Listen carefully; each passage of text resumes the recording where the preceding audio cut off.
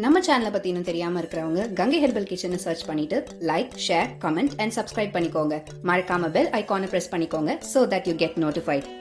Hi viewers, வணக்கம். Welcome to Gangai herbal kitchen. இன்னைக்கு Gangai herbal கிச்சனில் சூப்பரான சிம்பிளான அருமையான சமையல் தாங்க. இன்னைக்கு லீவு, அதனால் அருமையாக சமைக்க முடிஞ்சுது. பருப்பு, போண்டா, வடை, ரசம், கதம்ப சாம்பார், சாம்பார் வடை, வாழைக்காய் வறுவல், ரச வடை, தயிர் வடை, பால் பாயாசம், ஜவ்வரிசி போட்டு புழுங்கல் அரிசி சாதம், பீர்க்கங்காய் துவட்டல் எல்லாமே பண்ணியிருக்கீங்களே. எங்கே அகத்திக்கீரை அப்படின்னு கேட்காதீங்க. அகத்திக்கீரை எங்களுக்கு ஒத்துக்காது. அகத்திக்கீரை ஒரு முறை சாப்பிட்டு எங்களுக்கு அலர்ஜி ஆயிடுச்சு. அதனால் எந்த கீரை சாப்பிட்டாலும் எந்த உணவு சாப்பிட்டாலும் நம்ம வீடியோவில் சொல்லியிருப்பேன், அவங்கவுங்களுக்கு ஏற்றுக்குது அப்படின்னும் போது அதை சாப்பிடுங்க. எது நம்ம உடல் ஏற்றுக்கலையோ அதை நீங்கள் அவாய்ட் பண்ணிவிடுங்க.